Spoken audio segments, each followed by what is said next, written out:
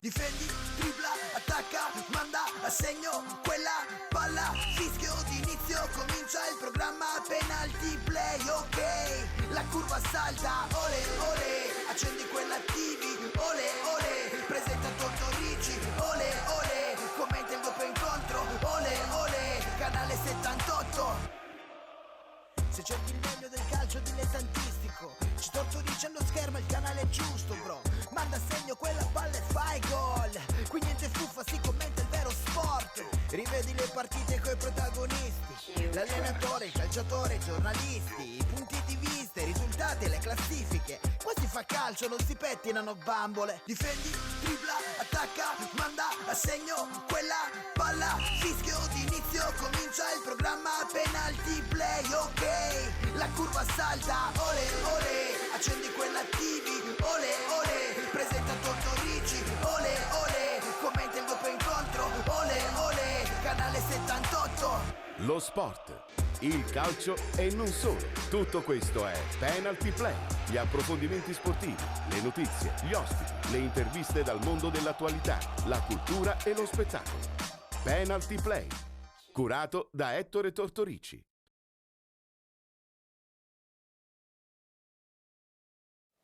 Telespettatori di Gold 78, ancora una volta buon pomeriggio, ben ritrovati con la nuova puntata di Penalty Play che accompagna questa prima parte del vostro pomeriggio tra le 14.30 e le 15.30 con i vari approfondimenti. Oggi è giovedì ed il giovedì è tanto atteso soprattutto perché a farvi compagnia abbiamo il nostro Salvo D'Arrigo. Ciao Salvo. Buonasera, ciao Ettore. Soprattutto ciao a tutti. Una giornata che parliamo poco di sport. Sì, poco, vabbè. Però ne parli ampiamente tutta la settimana, oggi. no? Per Sì. cui sì, vabbè, Quindi, qualche accenno ce l'abbiamo, no? Sotto questo punto di vista abbiamo la capacità spesso e volentieri appunto il giovedì di allargare gli orizzonti, no? allargare gli orizzonti, un pochettino una finestra per il calcio, per gli avvenimenti giustamente, che anche sono. perché si sono disputati i playoff come tutti ben sanno, per cui sicuramente avremo molto da parlare.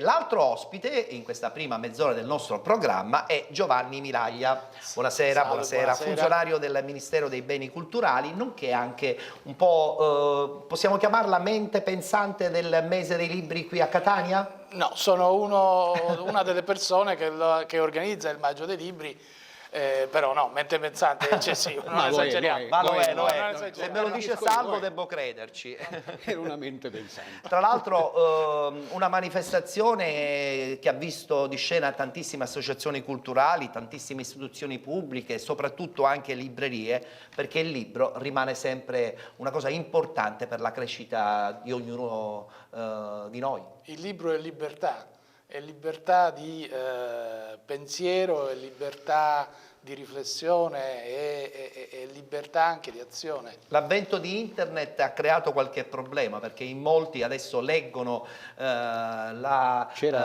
spicciola. Uno scrittore che non ricordo bene chi in questo momento dalla memoria, la più grande invenzione dell'uomo.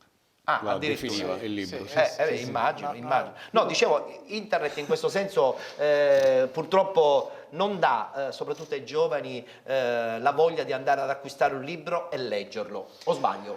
No, non sbaglia, purtroppo. Infatti il Maggio dei Libri serve anche a questo, cercare di avvicinare soprattutto i giovani, coloro che hanno poca dimestichezza con la parola scritta, su carta, appunto cerca di avvicinare, di far familiarizzare i ragazzi.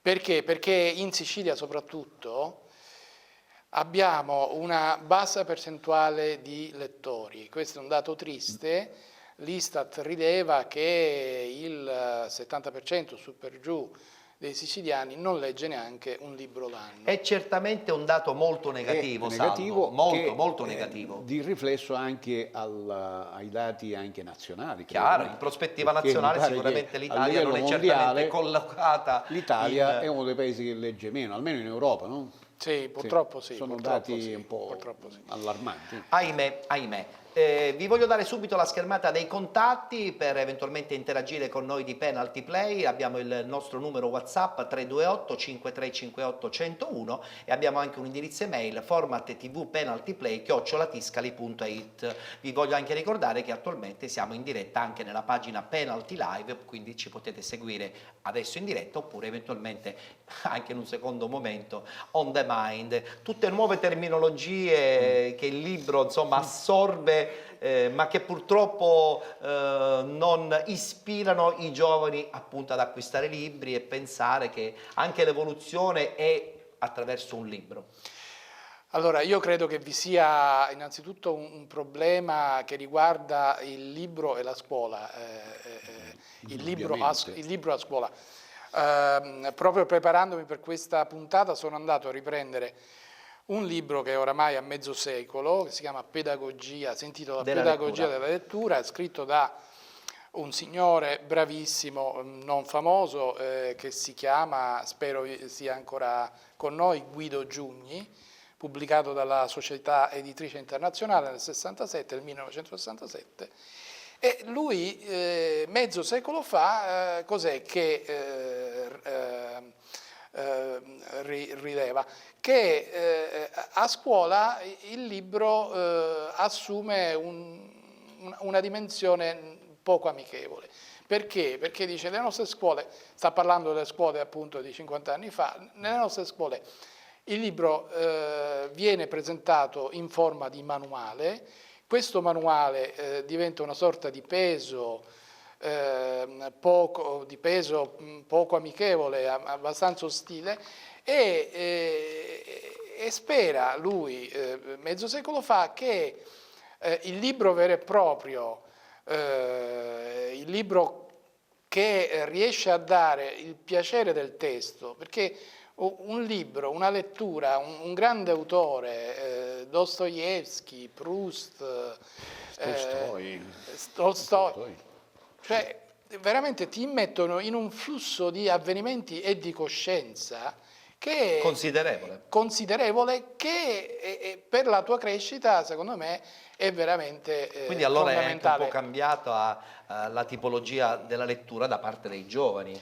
Ora io anche questo certo, incide. È cambiata, cioè è diminuita. In questo caso è anche diminuita, oltre a essere cambiata è anche diminuita. Se vogliamo dare un termine così molto diciamo estremistico, oggi la lettura che i giovani accettano è quella dei tweet, dei brevissimi messaggi su Facebook. È diventato tutto un breviario. È una continuo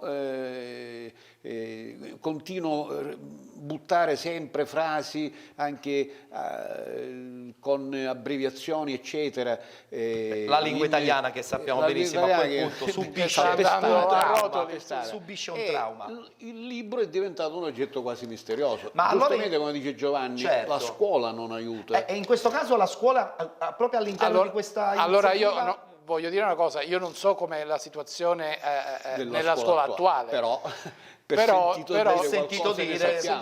voglio dire, immagino vi siano, sicuramente vi sono dei professori che riescono a operare questa sorta di mediazione fra il manuale che sforna nozioni e il libro che invece riesce anche a dare appunto il piacere del testo, come dicevo prima. Però fatto sta che il numero dei lettori continua a diminuire. Però, ecco, faccio una domanda. Prego. Continua a diminuire il numero dei lettori, ma continua ad aumentare il numero degli scrittori. Ecco, sì, questa è una domanda intelligente, è vero. Allora, perché si sfornano una... Sì, qui i libri vengono fatti, magari vengono poco letti. Anche per la facilità anche di stampare. Allora, non è cambiato un po' anche la tipologia della stampa. Non vorrei essere sarcastico, però qualcuno ha detto, dice, ma nessuno legge e tutti scrivono. Tutti scrivono. Sì. Vabbè, ma non voglio dare questa piega diverso, sarcastica perché insomma... no, ma è vero questo fatto, no? Beh, qui ho un programma, il programma del Maggio dei Libri che è di 8 pagine. Cioè in un mese vengono... Quanti libri presentati in un mese? Non li ho contati, ma saranno anche considerevoli. Sono tanti. Sono tanti, e devo dire che la maggior parte sono dei libri notevoli, cioè di valore. Sì, indubbiamente, io ho partecipato. Ad esempio oggi pomeriggio, poi uscendo da Oggi qui... pomeriggio è il 24 di maggio, scusate. Così, no, in questa maniera così chi sta guardando la nostra trasmissione ha modo di capire quali sono per esempio le iniziative legate alla giornata di oggi. Ecco, ad esempio c'è un libro che io ritengo non l'ho ancora letto, ma conosco l'autrice, che è Rosalba Galvagno, La litania del potere e le altre illusioni, leggere Federico De Roberto. Dove avverrà la presentazione di questo libro? Questo avviene alla Fondazione Verga, di via Sant'Agata. No, è importante perché è chiaro che tutte queste varie location poi devono diventare veramente punto di riferimento per la lettura e la presentazione, ma un coinvolgimento giovanile credo che sia necessario. Allora dovrebbe partire, come ha detto bene lei, anche e soprattutto dalle scuole, no? Che dovrebbero essere diciamo, fautori della lettura, dell'acquisto e della valorizzazione stessa dei testi. Io non so qual è la situazione delle biblioteche scolastiche che potrebbero giocare un ruolo importante in questo senso.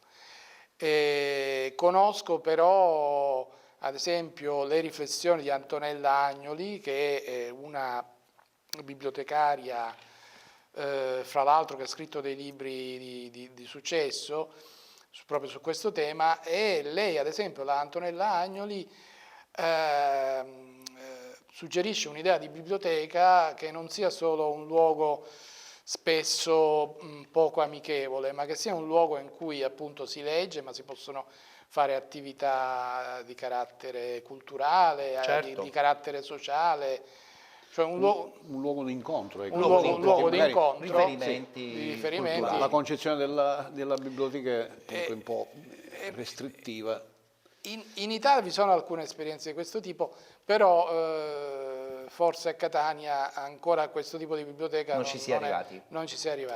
Attenzione, quando parliamo di modernità, io credo che la modernità nasce anche dal fatto che adesso un libro si può usufruire attraverso un file, no? Cioè l'acquisto del libro elettronico ultimamente ha avuto una grande evoluzione. Tu che ne pensi, Salvo? Io personalmente continuo a preferire il cartaceo. A sentire l'odore della carta. È come quando diciamo vogliamo comprare un disco, preferisco comprare il vinile e non il supporto digitale. Nel passato di leggere questi AGG elettronici, ebook non ci sono riuscito, dopo un po' di scorrimenti non riuscivo. È più stancante probabilmente. Forse per me, forse abituato appunto il libro, il possesso del libro, il vedere, l'odorare veramente, di sfogliare le pagine. Ha un suo fascino. E voi come vi ponete in questa situazione? Cioè all'interno del mese del libro, il maggio dei libri. Il maggio dei libri, come vi ponete sotto questo, all'evoluzione che comunque, che dir se ne voglia, esiste e bisogna prenderne atto? Ma c'è un buon riscontro, credo. Vi sono alcuni di questi libri che hanno anche un formato ebook, però insomma il libro fisicamente, di carta, che esiste fisicamente, è lì. È ancora... Io voglio dire una cosa un po' eterodossa. Dica. Allora, una volta tempo fa chiesero ad Alberto Mangel. Alberto Mangel è l'allievo di Jorge Luis Borges. Di Borges, no? sì, e ha scritto fra l'altro Una storia della lettura, un libro pubblicato una ventina d'anni fa da Mondadori. Alberto Mangel è un grande bibliofilo, ha biblioteche proprie in diverse città del mondo. Questo dice: ma lei, dice, cosa ne pensa dell'ebook? E lui rispose: ma sa, c'è chi ama il sesso virtuale, come chi ama il sesso virtuale rispetto a chi ama... Che sia anche molto intelligente. Io ho bisogno del libro. Per bene ho bisogno del libro. C'è chi gode del sesso virtuale. Però ben vengano queste cose, ben vengano. Ci arriviamo a... Ben vengano. So che tu vuoi presentare... Sì, no, io non devo presentare. Sì. 25 maggio ricordiamo domani questo libro che non l'ho letto ancora, interessantissimo, perché racconta la storia di Bruno Trentin, grande politico e sindacalista, fu a dirigere la FIOM e la CGIL, ex partigiano, morto nel 2017, nell'agosto del 2007, e domani questo interessantissimo libro alla CGIL, Crociferi. In via Crociferi. Via dei Crociferi, perfetto. Adesso lo so che forse per lei sarà un piccolo problema, ma io devo anche un po' voltare pagina come se fosse un libro, no? Volto pagina. Lei è uno sportivo, segue lo sport, Io ho fatto... segue il calcio anche? Allora, il calcio non lo seguo più da un bel po' di anni. Ah, bene, comunque Perché- magari sarà informato, no?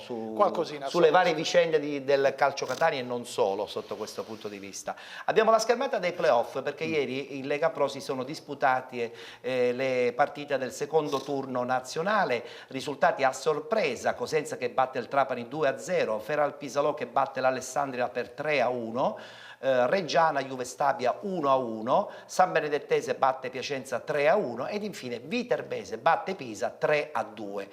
Quindi, come potete ben notare, Trapani, Alessandria, Juve Stabia, Piacenza e Pisa eliminate da questa seconda fase dei playoff nazionali con grande sorpresa, Salvo. Allora, la sorpresa, almeno dal punto di vista dei punteggi e rispetto anche alle partite andate, è Pisalò. Sì, perché che aveva perso dentro casa 3-2, aveva perso, è andata a vincere 3-1 ad Alessandria.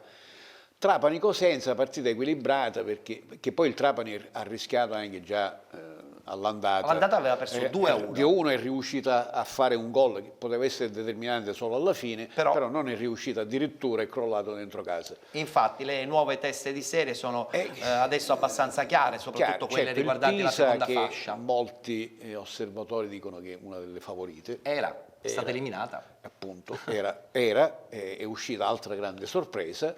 È vero. E per cui sarà dura? Sarà dura perché magari di squadre che non erano messe in conto per arrivare alla fase proprio delle Riguardiamo un attimo finali, appunto la schermata. Abbiamo le teste di serie, cioè le 3 classificate al secondo posto che entreranno in scena praticamente tra qualche giorno: Robur Siena, Sud Tirol e Catania, e poi infine la San Benedettese che è la migliore classificata delle seconde, e quindi diventa teste di serie. Diventerà testa di serie. Le altre sono Cosenza, Feralpisalò, Viterbese e Reggiana. Quindi il Catania incontrerà una di queste 4 squadre con i sorteggi, no? Con i sorteggi, sì. Ma forse sbaglio, non c'è il sorteggio pilotato che non si possono incontrare, mi pare, dello stesso Ci sono le girone. teste di serie, Sì, praticamente dello stesso Robur, girone, Sud sì. Tirol, Catania e San Benedettese, che incontreranno chiaramente o il Cosenza o il Feralpisalò o la Viterbese o la Reggiana. Sì, di quindi queste qua, esatto, sì. il Catania secondo me delle tenterà 4. di incontrare il Feralpisalò, perché da più parti si dice che sia la squadra più...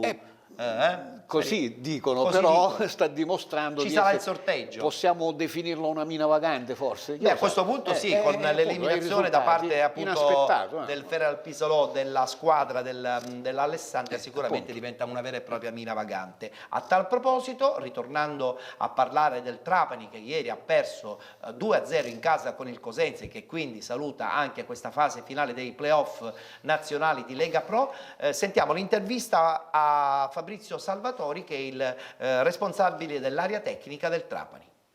I primi a essere dispiaciuti siamo noi tutti quanti, chiedo scusa alla proprietà, chiedo scusa anche ai tifosi e tutti quanti, alla città, perché chiaramente era una speranza che avevamo di riportare questa città, questa società, questa proprietà in un campionato dove merita, per i sacrifici che hanno fatto. Quindi questo ve lo posso dire con sincerità e senza essere banale, ma purtroppo è così, anche perché fa parte del mio lavoro, del nostro lavoro, cercare di ottenere il massimo anche per poi avere la soddisfazione di giocare in un campionato più bello, più affascinante.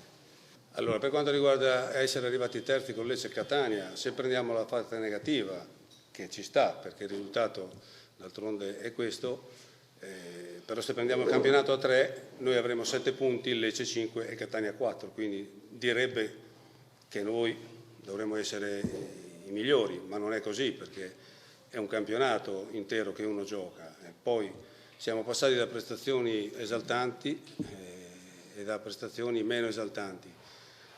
Per quanto riguarda il discorso di evacuo, lo sapete, l'avete saputo tutti prima che magari succedesse il casino, ci sono state discussioni, ma alla fine non è per le discussioni che ci sono state, è più stata una scelta tecnica, perché chiaramente, poi questo ve lo dirà il mister soprattutto, ma non è il problema di evacuo, di spogliatoio o non spogliatoio, perché chiaramente lo spogliatoio era quello di Catania, lo spogliatoio era quello delle prestazioni migliori quando eravamo arrivati a 2 punti dalla ipotetica promozione. Quindi queste cose negli spogliatoi si verificano sempre, purtroppo oggi, devo dire oggi, ma avete visto anche voi, abbiamo giocato 5 partite contro il Cosenza e contro il Cosenza abbiamo preso 10 gol, ne abbiamo fatti pochi, meno, onestamente devo dire che loro hanno giocato meglio di noi. Io per quanto mi riguarda, per quanto riguarda chiaramente Calori, dipende dalla proprietà, non dipende solo da me, dipende da lui, dipende da tante cose, ma sono cose che chiaramente non posso né confermare né smentire né darvi delle certezze in questo momento. Ma perché ti devo dare un discorso su una condizione tecnica dell'allenatore quando invece non sarei corretto a dartela nel bene e nel male? Anche se avessimo vinto il campionato non te la darei lo stesso, perché non la ritengo logico dire a voi quello che posso dire a lui. Sono cose che mi riservo di parlarne con l'allenatore e anche con la proprietà. Non è logico che parlo prima con voi di quello che può essere il mio pensiero o il pensiero di chi possa rimanere o non possa rimanere. Chiaramente se la società mi chiederà anche di farmi da parte, mi chiederà anche chi penso che possa fare il mio sostituto, penso se vuole, ma non è che lo sto esternando in questa sede sicuramente.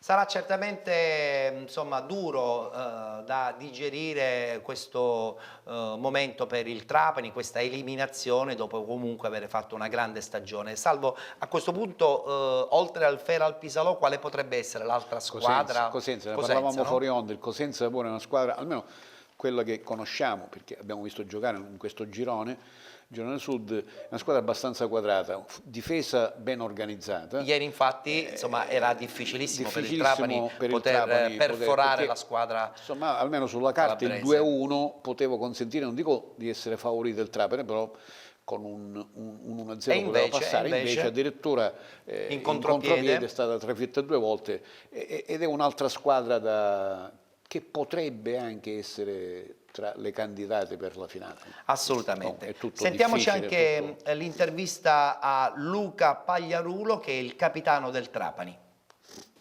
Sicuramente ci sono stati fatti degli errori, sono stati commessi degli errori da parte di tutti, in primis dalla squadra, e su quello mi devo prendere gran parte delle responsabilità, però purtroppo sapete tutti il problema familiare che ho avuto, non mi sono potuto dedicare appieno alla squadra e molte cose sono state tralasciate per mia colpa e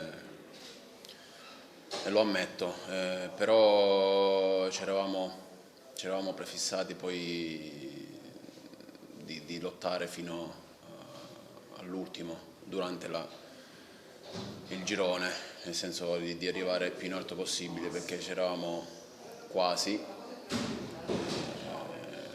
ripeto, abbiamo commesso degli errori, abbiamo perso 5 contro di loro, quindi più la Coppa Italia, abbiamo perso pure quindi significa che i valori erano dalla loro parte, i valori tecnici e forse anche quelli organizzativi, perché una squadra che su 5 partite ne vince tutte e 5, sicuramente a livello di preparazione delle partite sono state affrontate molto meglio da parte loro. Penso che la maturità della squadra non era a tal punto, come dicevo prima, da essere una corazzata, Sì, abbiamo vinto delle partite belle, giocando un buon calcio, ma non eravamo così dominanti. Infatti abbiamo preso diversi svarioni, diverse partite perse malamente, quindi non siamo mai stati uno squadrone, forse gli altri ci hanno sempre definito la squadra da battere, ma a mio avviso non lo siamo stati sempre.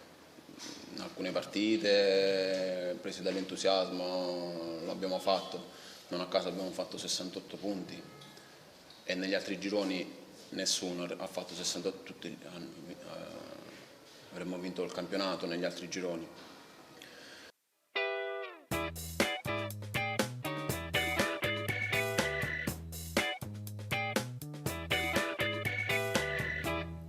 Tra poco sentiremo anche mister Calori a conclusione appunto di questo terzetto del Trapani, ancora molto amareggiato da questa sconfitta e quindi da questa eliminazione nei playoff nazionali. Voglio ritornare a parlare di libri perché chiaramente questo mese di maggio, che ormai volge al termine, è stato pieno di incontri, no? Sì, ci sono anche incontri per i bambini, per abituare i bambini alla lettura, ci sono incontri in cui gli editori spiegano il loro mestiere ai lettori. Insomma, è un programma ricchissimo. Ma che tipologia di pubblico è venuto a vedere queste iniziative? Ma voglio dire, innanzitutto abbiamo Variegato, i cosiddetti lettori forti. Vabbè, cioè quelli, lo zoccolo duro. Quelli come Salvo, ad esempio. Lo zoccolo duro. Sì. Poi diciamo pure che l'autore o l'autrice si porta appresso una platea, il suo seguito, per cui in questo seguito... Ma in questo momento secondo lei gli editori quante difficoltà hanno nel poter insomma allargare anche dal punto di vista commerciale le loro iniziative? Ma cosa posso dirle? Io vedo che nonostante tutto gli editori, anche qui in città, ho in mente un editore, non voglio fare pubblicità insomma, però ne ho in mente uno, anche più di uno, gli editori continuano a pubblicare e anche a sfornare e anche libri di buon livello. Ma forse perché magari le copie sono sempre un po' più limitate e quindi questo agevola, no? Sì, io credo che loro si prefiggano un numero limitato appunto di copie, certo. E poi magari se vedono che il libro tira, come si dice, certo, fanno un'altra edizione, ma credo anche che i costi di stampa sono un po' cambiati. Certo, se stampi in digitale rispetto... Si sono ridotti notevolmente. È cambiato tutto. E Torino, sotto questo punto di vista, con la fiera del libro, insomma, cosa c'è? Amore, odio, amore, no, ma allora il maggio dei libri nasce da lì, no? È una branca in un certo senso. Ma no? sì, in un certo senso sì, poi non ha... Cioè il maggio dei libri non parte dalle esigenze dell'editore, degli editori, parte dalle istanze dei lettori. Diciamo. Ho capito. Lì invece è più business. Lì chiaramente c'è un consorzio di editori, fra l'altro come sappiamo c'è stata una divisione fra Milano e Torino, però ora Torino... Continua a rimanere sempre un po' leader. Sì. Beh, Milano vuole sempre cercare di far sua però un po' Torino il ormai business tradizionale è un appuntamento annuale, quella della fiera del libro, chiaro, enorme, immenso. Lì addirittura in tanti incontri si paga, c'è il biglietto di... Sì, probabilmente l'incontro con scrittori. Io sono stato credo a 3 saloni del libro. Non mi ricordo questa cosa del biglietto, però può darsi che ora qualcuno da qualche anno non in tutti gli purtroppo incontri, la parola però business esiste e quindi è chiaro che ci sono interessi che poi ruotano intorno anche al libro stesso e anche all'organizzazione di una grande fiera qual è appunto quella del libro di Torino, nella speranza che magari anche partendo da queste piccole dimensioni che sono in questo caso come ad esempio il Maggio dei Libri, da lì possono partire forse cose ancora più impegnative, no? Anche se forse probabilmente le amministrazioni dovrebbero, non dico agevolare, ma supportare con più presenza. Allora, l'amministrazione, ad esempio l'amministrazione comunale di Catania ogni anno convoca una riunione preliminare. Quindi non è assente. No, ecco, no, questo assolutamente è importante no, sottolinearlo, no? No, Cioè, bisogna dare atto c'è la presenza all'assessore, al professor Licandro, e a tutto il suo staff. Assolutamente, che io assolutamente, conosco. Certo, però anche l'amministrazione sconta i budget limitati. Allora, in questo caso ci aiuta un po' con le iniziative private, probabilmente, con le associazioni senza scopo di lucro. No, non c'è scopo, poi c'è questo numero di associazioni, nonché di private, eccetera, che organizza e l'assessorato coordina. Bene.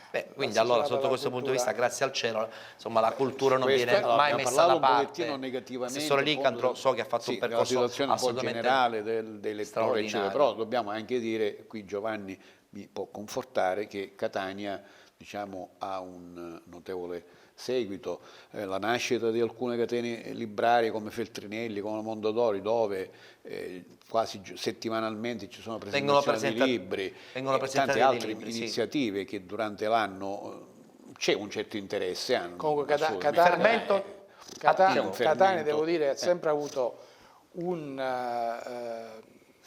forte numero di forti lettori, sì. Questo sì. E Catania secondo me non sconta una dimensione provinciale quale potrebbe essere quella di un'altra città, non voglio citare anche siciliane, sì, di altre città siciliane, sì. Cioè a Catania la grande cultura è sempre arrivata e continua ad arrivare. Beh, questo allora è anche un vanto che è giusto gridarlo ad alta voce. Ci sono intellettuali nostri, poi voglio dire di grande caratura, assolutamente. Io ad esempio a proposito di grande letteratura, sì. Ecco, l'altro libro, un altro libro che sto leggendo, finendo di leggere, presentato 2 giorni fa da Cavallotto, il libro di Maria Attanasio, La ragazza di Marsiglia, che Maria Attanasio è una delle... Ancora forse non l'ha neanche completato. Sto dicendo che devo finire di leggere, sto leggendo. Però ne parla in maniera appassionata. Maria Attanasio. Assolutamente sì, perché Maria Attanasio è una delle nostre eccellenti scrittrici siciliane, di Caltagirone, oramai ha un certo numero, un forte seguito in tutta Italia. Questo è un libro che permette al lettore medio di comprendere un momento specifico della storia d'Italia, cioè si tratta della vicenda di Rosalie Montmasson, che era l'unica donna ad aver preso parte alla spedizione dei Mille. Beh, allora quindi insomma storia vera e propria. La compagna di Crispi, di Francesco Crispi, che rimane mazzinare repubblicana, mentre Crispi poi si sposta, diventa monarchico, fino a ripudiarlo. Beh, se devo essere sincero, io sono un appassionato dei libri di storia, quindi insomma è una buona occasione allora per è una buonissima occasione, perché tu apprendi un libro. Momento storico importante nella storia d'Italia, ovviamente, e lo apprendi attraverso vite vissute, attraverso riferimenti storici precisi, perché Maria Attanasio fa un grande lavoro di ricerca sugli archivi. Grandissima ricercatrice. Scrivere un libro di storia bisogna essere assolutamente informati. La fantasia ci può anche stare, però poi alla fine bisogna attivare notizie assolutamente vere. Assolutamente sì. Un altro grande libro che verrà presentato il 29, sempre da Cavallotto, è il 31 di maggio. Il 31 di maggio si conclude proprio tutto il mese. Il 31 di maggio invece alla Biblioteca Civica, all'Orsino Recupero e Benedettini, e L'ora sospesa. L'ora sospesa sono gli scritti sull'arte di Vincenzo Consolo. Vincenzo Consolo, che non devo spiegare chi è ovviamente, ha scritto per diversi artisti nel corso del tempo. Il suo traduttore spagnolo, Miguel Ángel Cuevas, che era anche suo grande amico, ha raccolto questi sparsi scritti e poi sotto la supervisione di Consolo, che era ancora vivo, e poi li ha appunto assemblati e ora finalmente pubblicati. E verrà presentato proprio il giorno 31? Il 29 da Cavallotto e il 31 alla Biblioteca Orsini. Beh, allora si conclude veramente alla grande questo mese Assolutamente sì. della lettura del Consiglierei libro. a tanti catanesi che magari non conoscono di andare anche non solo ad ascoltare la presentazione del libro, ma andare a visitare questa meravigliosa biblioteca che è l'Orsino Recupero. È straordinario. È un patrimonio straordinario della nostra città. Sì. Bene, allora io ringrazio Giovanni Miraglia per questo Grazie a quadro lei. completo sul libro, su questa bella iniziativa di questo mese di maggio,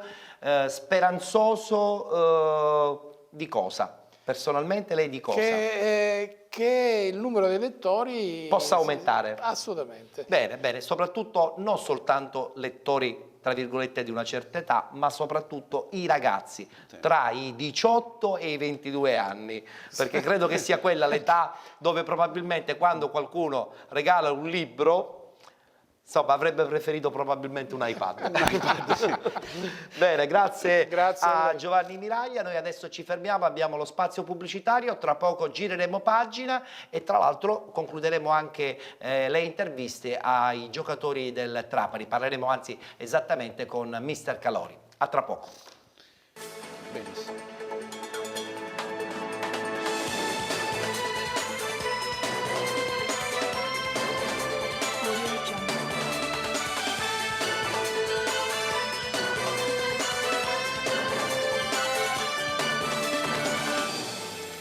Audio Jungle.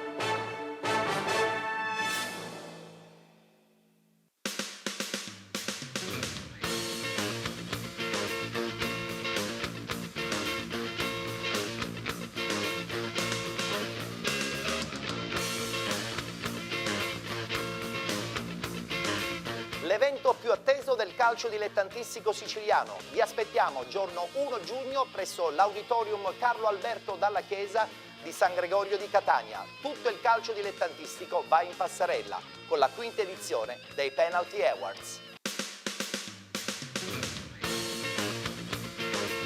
Vi ricordiamo che l'intero evento sarà trasmesso da Gold 78, canale 78 del digitale terrestre, domenica 10 giugno, a partire dalle ore 19.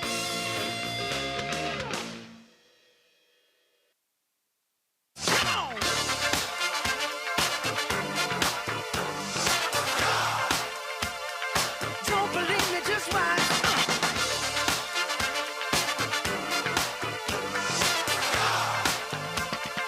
Don't believe me, just watch. Don't believe me, just watch. Don't believe me. Esclusivista per la Sicilia del marchio Mobil Ferm. Infoline 336 9207 27.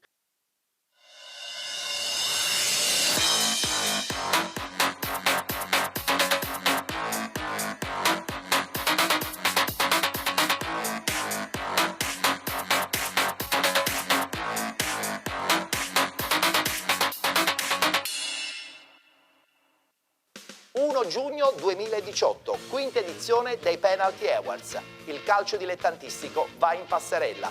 Vi aspettiamo tutti presso l'Auditorium Carlo Alberto Dalla Chiesa di San Gregorio.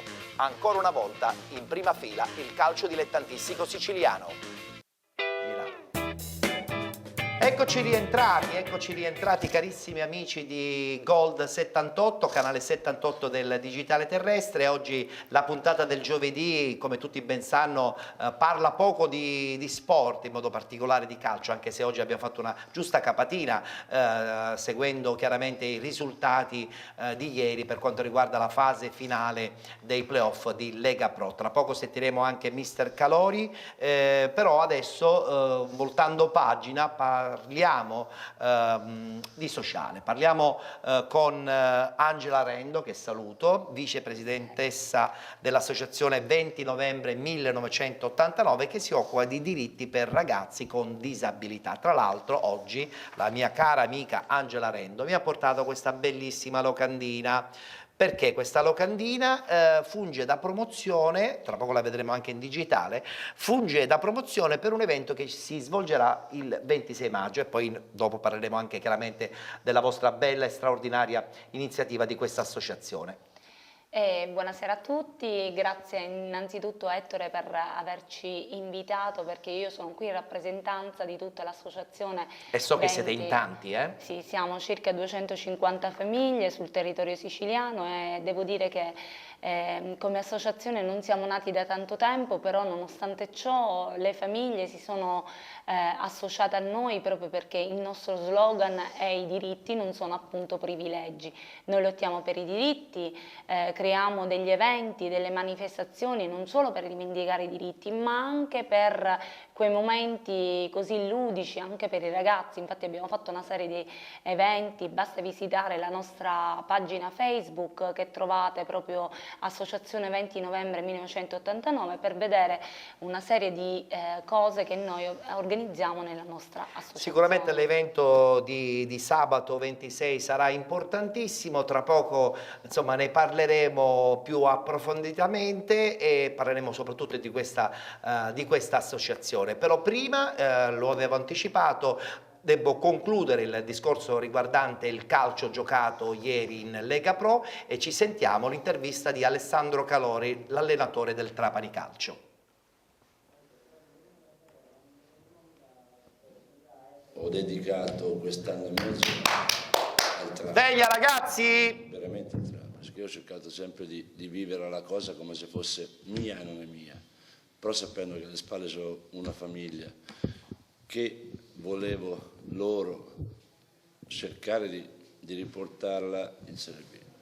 Quest'anno abbiamo fatto, secondo me, tanti punti, però siamo arrivati lunghi, nel senso che quando siamo stati lì per arrivare in Serie B, forse siamo calati mentalmente e questo l'abbiamo pagato anche oggi, al di là del Cosenza che effettivamente ha giocato meglio di noi, ma erano più reattivi, noi avevamo l'obbligo di vincere, perché chiaramente dovevamo fare un campionato di questa portata. E questo mi sento di dire che mi dispiace, ma professionalmente non ho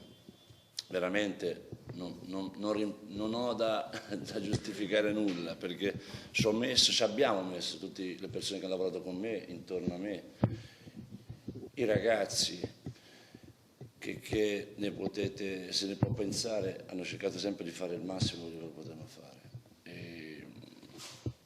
E così, lo sport è così, non è che c'è una regola precisa, non è che lo decide Gesù Cristo se si vince o no. E in questo forse siamo mancati nella parte, quando eravamo lì agganciati e potevamo prendere, aggrapparci a questa cosa qua e non ci siamo riusciti. Però, ripeto, non c'è stato nessun, come dire, non tentativo, anzi, perché io volevo veramente, sono rimasto qua scommettendo su questa città, su questa piazza, su questa squadra e volevo veramente tornare a Serie B, quindi professionalmente vi dico questo, e mi dispiace perché l'ho fatto oltre che come lavoro, anche come passione, ci ho messo dedicato a me stesso, ma non ho rimpianti, anzi. L'unica cosa che mi dispiace è questo, che non aver potuto insieme a chi lavora con me regalarvi a voi, perché voi, la gente e i tifosi, questo traguardo. Ecco, la chiudo così perché è la cosa che sento.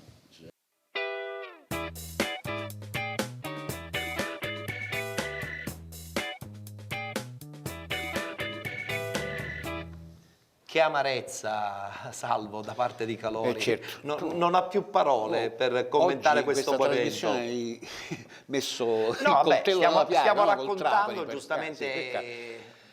Però dobbiamo dire un'altra cosa del Trapani, sta vivendo una situazione anche societaria complicata, per cui forse magari un'eventuale promozione... Ha inciso anche questo stato mentale? Sì, qualcosa incide chiaramente, certo è una situazione dove è una società che non ha più una certezza del futuro. Chiaro. Ora con la rimanenza in Serie C sarà un problema. Sarà un problema. Vedremo cosa succede. Abbiamo, come ho detto poc'anzi, la schermata di questa bella iniziativa dell'associazione 20 novembre 1989. Eccola qui. Parliamo di questo evento perché è sicuramente molto, ma molto particolare. Chi ci sarà in passerella?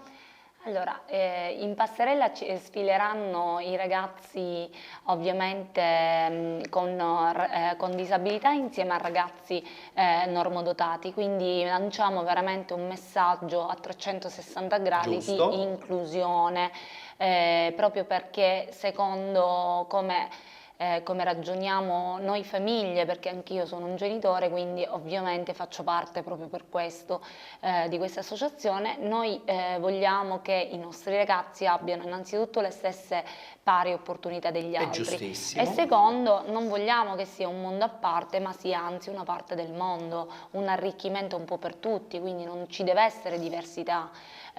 Siamo molto contrari a fare degli eventi solo ed esclusivamente per persone con disabilità, perché riteniamo che blindare la disabilità in un cosiddetto, tra virgolette, ghetto possa anzi mandare un messaggio culturale sbagliato. Niente gabbia. Noi siamo... emarginarli. Esatto, invece noi vogliamo che siano proprio parte del mondo, insieme nel mondo, e non un mondo a parte. Sicuramente da questo spunto potrà nascere veramente un'emozione per tutti i presenti, no? Sì, perché calcoliamo che l'ambiente soprattutto della moda è un ambiente ritenuto per tanti off limits, dove ad esempio ci vuole la perfezione, il fisico perfetto, quindi c'è un attimino, si dedica tutto e si sposta tutto sull'attenzione, sulla perfezione. Noi invece proprio in questo ambiente ritenuto quasi off limits per molti abbiamo voluto che i nostri ragazzi entrassero proprio per abbattere questa barriera culturale, perché diciamo che la disabilità vera e propria a volte non è la persona con disabilità che ne è affetta, ma il mondo che lo circonda. Assolutamente. Iniziative di questo genere credo che possono veramente nel mio piccolo lanciare ancora di più. Raccontare qualche episodio. Quando facevo la scuola calcio mi è capitato anche di avere qualche bambino con qualche disabilità. Cercavo in tutti i modi, con le mie capacità, di farlo integrare il più possibile con Assolutamente. Si sono fatti dei percorsi poi negli anni, devo dire, la Sess'Angela me la conferma.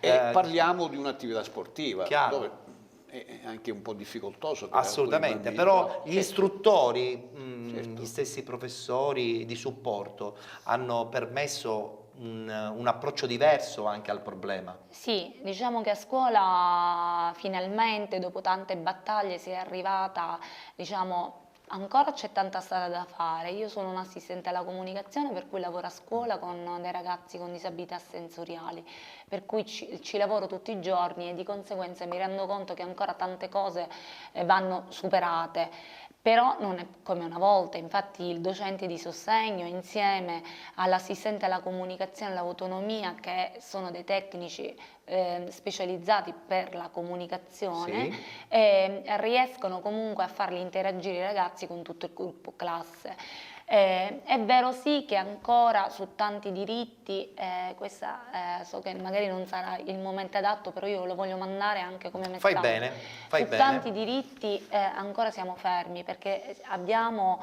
un paese pieno di buone leggi per le persone con disabilità, ma ancora l'applicazione corretta di tutto questo è molto lenta, ogni volta che si deve andare al risparmio si pensa sempre di pensare al risparmio. Le spese vengono tagliate solo e unicamente su queste situazioni. Esatto. Lo vediamo anche esternamente, cioè delle barriere architettoniche che spesso e volentieri sono un po' abbandonate, limitate e abbandonate. Certo. Allora, Salvo, noi dobbiamo tenere fede alla puntata del giovedì, oggi libri, abbiamo parlato e stiamo parlando di sociale, ci manca la musica. Allora, quando parliamo di musica, noi di Penalty Play spesso e volentieri insomma, lanciamo anche dei personaggi assolutamente inediti. Dopo Samuele Cavallo, oggi vogliamo parlare dei Trendeville e abbiamo in collegamento proprio il leader femminile di questa band. Tu non li conosci, adesso tra poco ti farò anche sentire il loro video.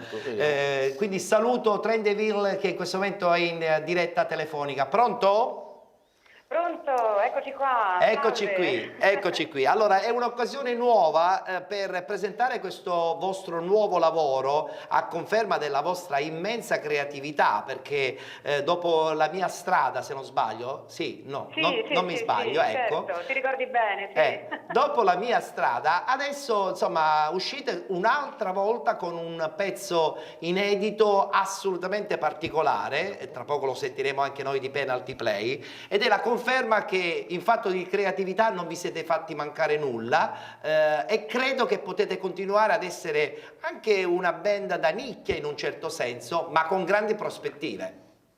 Grazie mille. Certo, diciamo che dalla mia strada, che era un videoclip girato a New York, ci siamo spostati in Belgio, nelle miniere di Marcinelle, che sono un luogo molto importante per la storia dell'Europa e anche della migrazione italiana. Quindi il nostro lavoro è stato anche un po' un omaggio alle generazioni che ci hanno preceduto e che hanno cercato di costruire un'Europa migliore e un'Italia migliore, diciamo. Assolutamente. Oggi tra l'altro la nostra puntata è proprio anche in un certo senso dedicata al sociale, e chi meglio di voi poteva rappresentare questo connubio musica, promozione di un territorio e chiaramente di una grande tragedia che ha accompagnato per buona parte noi italiani. Musicalmente quanto cambiamento c'è rispetto al vecchio pezzo La mia strada?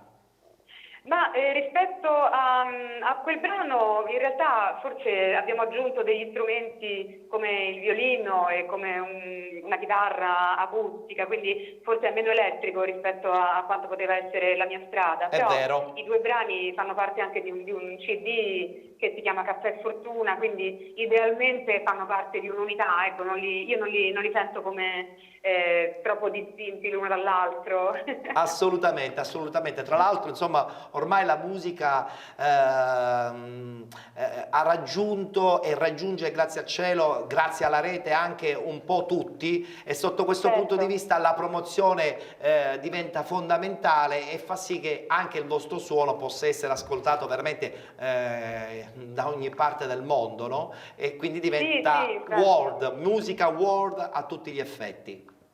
Certo, infatti noi comunque adesso presto andremo a suonare in Lussemburgo e quindi andremo a portare questo brano anche agli italiani che vivono lì, ma anche alle persone del posto che vogliono un po' conoscere la nostra cultura, la nostra storia, quindi e anche questo avviene grazie alla rete, perché abbiamo fatto girare tanto il nostro video e abbiamo avuto tanti commenti positivi. D'altra parte io vi ho conosciuto attraverso la rete. Mi siete piaciuti tantissimo, abbiamo avuto modo anche di fare alcune interviste in radio, mi è sembrato giusto in occasione appunto di Caffè Fortuna, dell'uscita di Caffè Fortuna, di dare un ulteriore spazio a band giovani, a band che hanno qualcosa da dire in maniera molto libera e spontanea e innovativa, se devo essere sincero, perché insomma... E noi ti ringraziamo di questo, veramente. Allora noi ti auguriamo insieme al tuo partner un in bocca al lupo, consci che sicuramente questo Caffè Fortuna vi porterà molta fortuna. Grazie mille, allora a presto e buona visione. Grazie a Trendeville con il lancio di questa canzone che si chiama Caffè Fortuna. A proposito di caffè, non abbiamo chiesto alla nostra ospite se lei preferisce il caffè oppure il digestivo. Lo chiedo però prima lo chiedo all'ospite. Caffè o digestivo? Un caffè. Un caffè, allora quindi tra poco gusteremo il caffè tutti insieme dopo la puntata, perché tu prenderai il caffè o il digestivo? Tutte e due. Ah, benissimo, esageriamo. Però prima ci vediamo Caffè Fortuna dei Trendeville. Sono curioso di sentirli.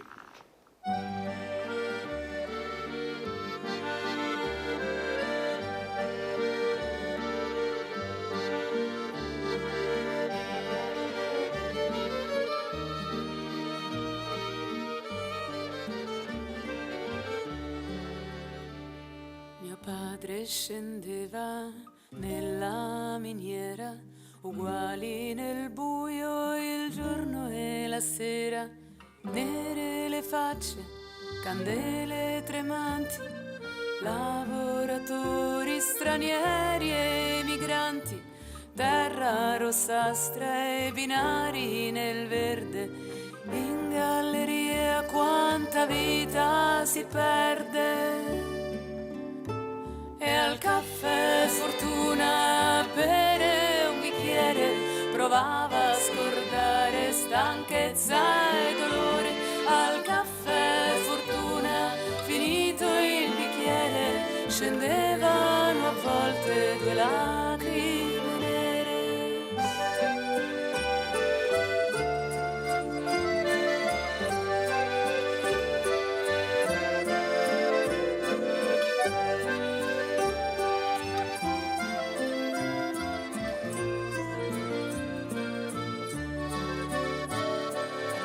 Strada dritta, le case in fila, il cielo pesante, l'aria che gela, da dietro le nuvole uscirà un sole, ci sorriderà per un giorno migliore e per noi figli un altro domani, mezzi stranieri e mezzi italiani.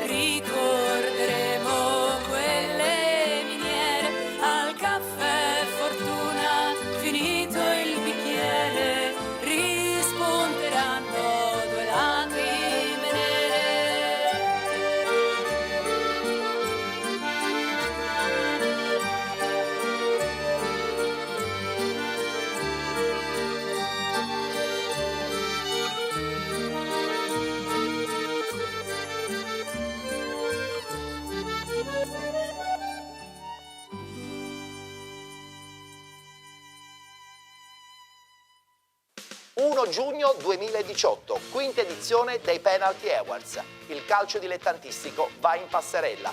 Vi aspettiamo tutti presso l'Auditorium Carlo Alberto Dalla Chiesa di San Gregorio.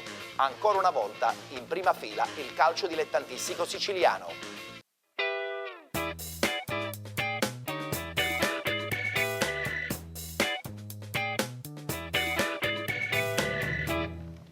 Eccoci rientrati in studio, allora bello, voglio sentire il tuo parere. Molto bello questo brano. La scelta è stata oculata? Bellissimo, non li conoscevo, mi è venuto in mente, anche se c'entrava poco, il nome, Train Deville. Mi ricorda qualcosa, però del pop, del rock, del rock. Mick DeVille. Bravo, bravo. Però loro sono bravi, veramente, un brano etereo, molto bello. Da qualcosa consigliare, lontanamente. Molto retro. Di De André all'inizio. Anche un primo De André, soprattutto nei bellissimo, testi. Bello, veramente. Allora, voglio ritornare con Angela Rendolo, siamo quasi in chiusura, quindi i diritti non sono privilegi, è giusto il sottotitolo. Tutti insieme in passerella, 26 maggio 2018, cortile Platamone di Catania, ingresso gratuito, ore 19, tantissimi ragazzi di varie età che sfileranno, ci divertiremo tantissimo, parlo al plurale perché insomma avrò il piacere e l'onore di condurre la serata e sono sicuro che veramente ci divertiremo tantissimo insieme a loro, perché loro chiaramente saranno i protagonisti, ma noi insieme a loro avremo modo di divertirci il doppio. Dobbiamo essere lì presenti, assolutamente. Prenditi l'impegno televisivo e cerca di essere con noi il giorno 26 maggio. A completamento di questa tua presenza, Angela, vogliamo ricordare giustamente la vostra bella pagina Facebook, operativa a 360 gradi? Associazione 20 novembre 1989, basta andare su Facebook, scrivere associazione 20 novembre 1989, e lì troverete la nostra pagina dove anche potrete vedere anche delle tutte le cose che giusto? noi... Sì, ci sono anche varie informazioni per chi volesse sapere qualcosa sulle varie leggi, perché noi ogni tanto cerchiamo di mettere anche delle informazioni utili per le famiglie. Servizio completo. Sì, sì, noi siamo Cosa a 360. si può fare per aiutare? Per aiutarci... Un semplice cittadino come... Beh, in questo caso ci sarà un box per insomma eventualmente dare un'offerta, certo, perché noi l'incasso vorremmo è fare dei assolutamente progetti per i beneficenza. ragazzi, quindi faremo una cassettina che metteremo praticamente all'ingresso della location. Chi vuole può lasciare una donazione libera. Noi non siamo lì messi, Noi non obblighiamo, non obblighiamo, non obblighiamo. perché pensiamo che tutto deve partire dal nostro cuore, È vero. piuttosto che obbligare le persone. Poi è sempre bello anche solo venire a vederci. È vero. Certo, se raccogliamo qualcosa, ovviamente lo scopo ha la finalità di fare dei progetti prettamente per i ragazzi, per fargli fare dei percorsi sull'autonomia, perché i ragazzi poi hanno bisogno anche di fare dei percorsi di autonomia, e quindi per fare questi progetti ovviamente abbiamo bisogno di personale specializzato, e questo personale va pagato. Quindi, assolutamente. se Bene. riusciamo in questo, noi ringraziamo tutta la cittadinanza e vi aspettiamo in tanti. Vi aspettiamo in tanti veramente. Grazie Angela, grazie Grazie. Angela Rendo, vicepresidente dell'associazione 20 novembre 1989. Vi ricordo, e poi chiudo perché siamo terribilmente in ritardo, l'appuntamento è sabato 26 maggio a partire dalle ore 19 presso il cortile Platamone, con tutti insieme in passerella, e tu ci dovrai essere pure, assolutamente presente. Ci vedremo comunque anche domani per un'altra ennesima puntata di Penalty Play. Come al solito ringraziamo il coordinamento tecnico di Giuseppe Gioffrida, in regia Andrea Salerno e anche Roberto Di Marco. Grazie a tutti, appuntamento a domani con una nuova puntata di Penalty Play. La vita è un soffio, corre come il vento, c'è un campo verde ed io non so spiegarti come. Il tempo vola, si vince o si perde, ma tu fremi e vuoi giocare. Mi insegni che la vita la posso amare anch'io, è la mia partita e so per chi ti fare amore mio. Vinci per me, tu che sai come fare, corri per me, tu che sai dove andare, sei il campione della vita. E se tutto è un campionato con la strada in salita, non ci manca il fiato, perché vincere è la ragione per cui tu sei nato, perché vincere è la ragione per cui tu sei nato, perché vincere è la ragione per cui tu sei nato, perché vincere è la ragione per cui tu sei nato. Vinci per me, tu che sai come fare, perché vincere è la ragione per cui tu sei nato.